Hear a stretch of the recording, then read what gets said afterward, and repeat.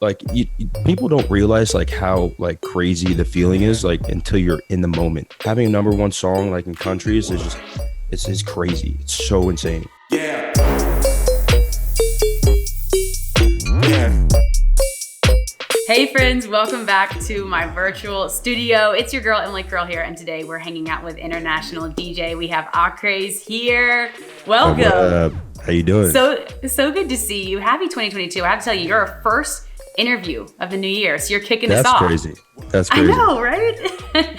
So you said you're at home right now. How was your holiday? Did you get some time to like take a little break? Yeah, I actually just came from LA. I had 2 shows, one at Countdown, which is like a festival, and then I headlined Exchange in LA, and it was absolutely bonkers. It was so insane. I know, I bet. Is that so fun to play a New Year's show? I could imagine. Yeah, the only thing is I messed up the countdown. Like, so you had everyone thinking they celebrated New Year's at a different time? How did you mess that up? No, so like when they said like, because I guess they had like the countdown on the LED board, and then like my song was saying like 10, 9, it was already 1, and the balloons were already dropping. So I was like, oh gosh, so I played it off like no one knew. Everyone was still celebrating. It was fun though. Oh my gosh. Well, a lot to celebrate this year, but obviously let's talk about last year. 2021 was such a good year for you. Do It To It absolutely took over. 130 million streams, 2 million TikTok videos, over 2 million. Tell me about this song and releasing this. Man, it was a journey.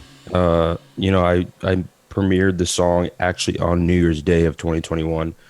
And like after I put that video out, I had every DJ in my DMs like asking for it.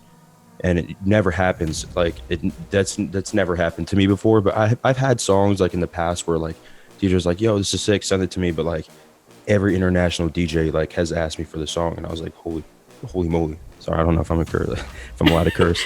Wait, I like holy moly. You're allowed to curse, but I kind of want you to use holy moly. So I was like, man, this is gonna be crazy. So I'm like texting my manager like every day. I was like, dude, this person has asked me for the song. This person, like after he put it out, it was just one thing after another.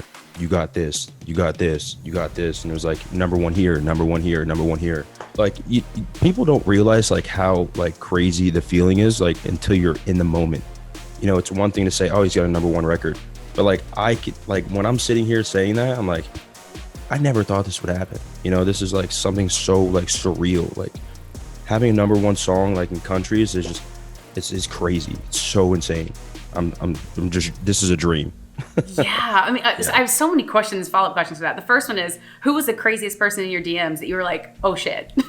A lot of people who like asked me to remix the song was like kind of a bigger deal to me. Like Subtronics, like Chris Lake, Tiësto actually has a remix too, and I got close with him. He sent me a Christmas gift the other day. I was like, what is this? How? Tiesto's what did my Tiësto guy. give you? Can I ask? He gave me like 2 bottles of alcohol, very like exquisite vodka. But then there was like hand sanitizer, and then he brought me this like box of popcorn. It's like gourmet popcorn, and it comes with a bowl. You put it in, and then it comes with like flavors and stuff. It's very, very, very interesting. And then he brought me this candle that I use now. Oh my god, so it was like a full set. Yeah, he brought me a full set. Oh my god, yeah, so I love that. And let's take it back a little bit, because you kind of touched on this, but you started out, playing in small Florida clubs. Now you're on giant festival stages, Zed, Tiësto, Marshmello. Tell me a little bit about that journey. Like you said, you released the song, people are remixing it. What happened after that? Well, I used to do like more of like the dubstep trap stuff like back in the day. And then like I kind of started like switching over during like quarantine. I was like making a lot of house music. I was just making like 30 records a week, just crazy songs. And then Do It To It happened to be one of those. I said this on Twitter a long time ago, like in order to like, be successful in anything, you have to take risks, and risking fans that I already had like in another genre and then switching over. Oh, interesting.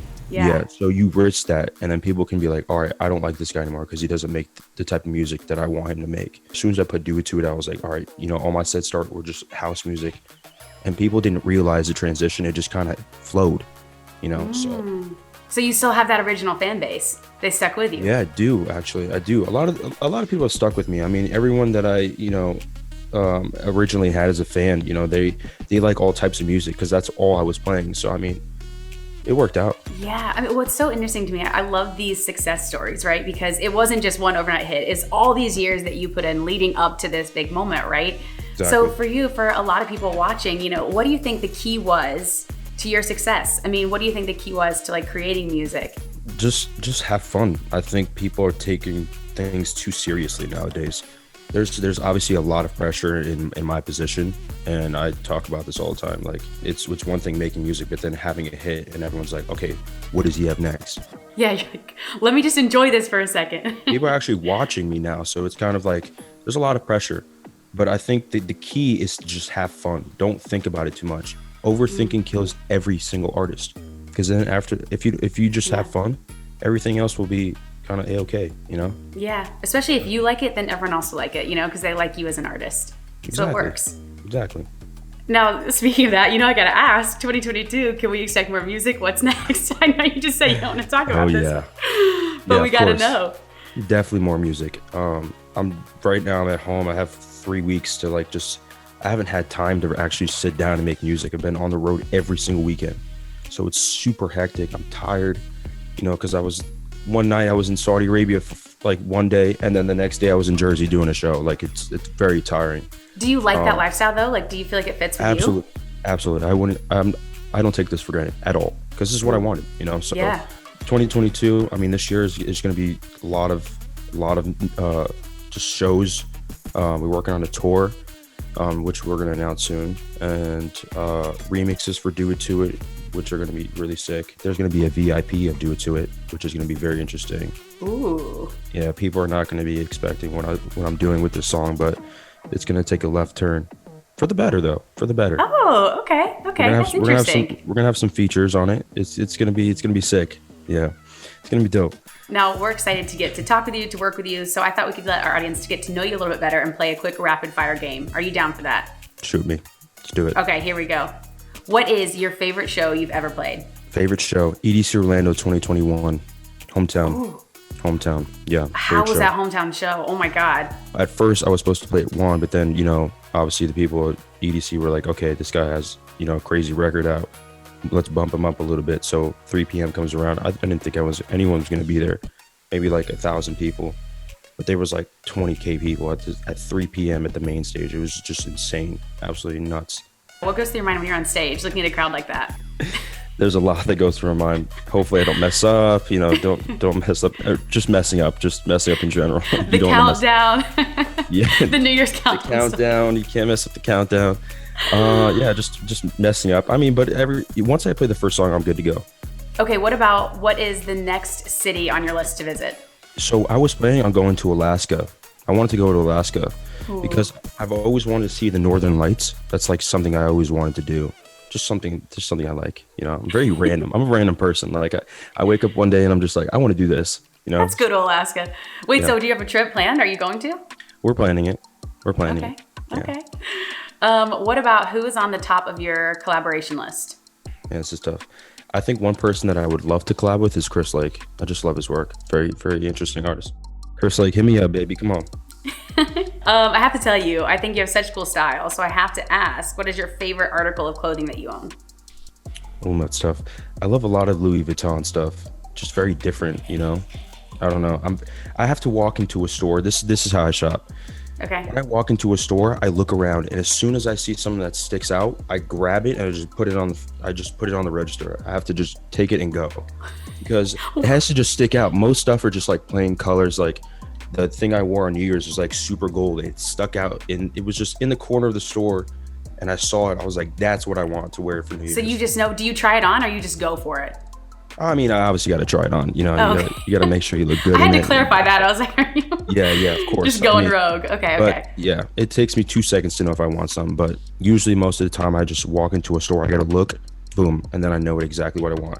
We're so excited for you. Thank you so much for taking the time. Before we let you go, where can our audience find you and find all of your music? Instagram, Twitter, Acraze. Got the check. So, I mean, if there's a fake Acraze, you will know. You'll see my face on everything. Find that blue check. There we go. Yeah. Acraze, thank you so much. So good chatting with you. Of course, you too. Thank you for having me. Thanks so much for watching our interview with Acraze. Make sure you stream all of his music on iHeartRadio, and we'll see you next time. Hey guys, thanks so much for watching. Did you like that video? You can check out more over here. And don't forget to subscribe to iHeart right here. And if you're already a longtime fan, make sure you ring the bell down below so you don't miss a single video. Bye guys.